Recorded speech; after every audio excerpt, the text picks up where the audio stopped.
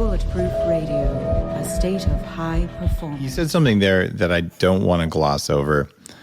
Finding the best teachers, what you find over the course of being an entrepreneur or just evolving as a human in a career that isn't entrepreneurship is that some people are more believable than others. And that's Ray Dalio, I think, highlighted that best in his book. I mentioned him in my book as well, because he's doing amazing work.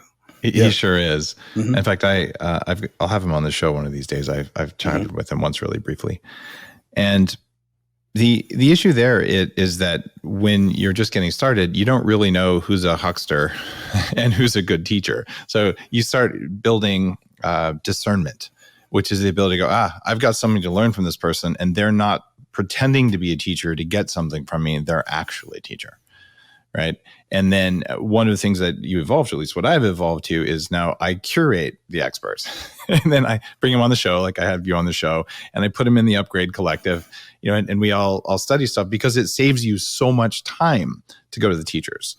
Right, as long as you're going to the good teachers, your elders or people with wisdom, people younger than you to figure it out. I will add it. Mm-hmm.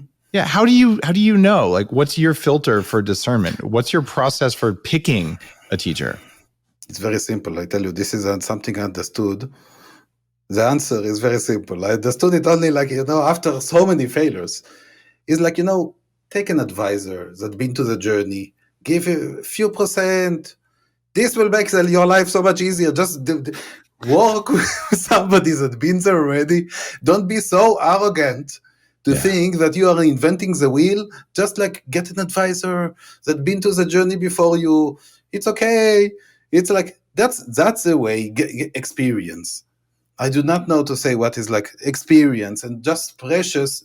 Don't be arrogant to think, oh no, I don't need him. No, you need him. You need the advisors that been to the journey, the mentors. In every hero journey, there is a mentor. You're working with the wizard, the unleft. I don't know. You need them. You have to get them next to you. Do not underestimate this line of mentors that can coach you, that can tell you okay, I smell it's this direction. It's not this. I've been to that. What is a big issue? What is so?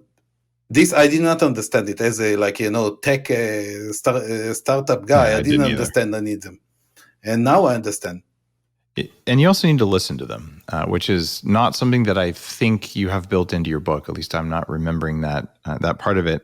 A lot of the times, there was a while ago I had a really destructive executive at one of my larger companies, and I'm talking with a guy who runs a $500 million a year annual company, and I said, hey. His name was Ken too. Who's your mentor? And he says, Jack Welch. I'm like, holy crap, really? He says, yeah, we got to be friends years ago, and he'll call, he talks to me all the time. And so I told him my situation, and he says, do you want to use your phone or mine? And he hands me his phone to fire the executive. Just straight up, right? It took me 18 more months of chaos and destruction before I listened to him. Right. Yeah. But it's that willingness to listen to someone who has pattern matching systems that are superior to yours. And that's the role of advisors. Yeah. So I wish I'd have picked that up earlier in my career. Look, you can also spec the decision. I will say, okay, sure, let's spec the decision. Let's put all the criteria. It's all this, No, get the advisor. I think it's a heuristic. Is work with human brains and people. It's that will be the best solution for this problem. And this is in the world of the team. It's not everything about, that's my answer.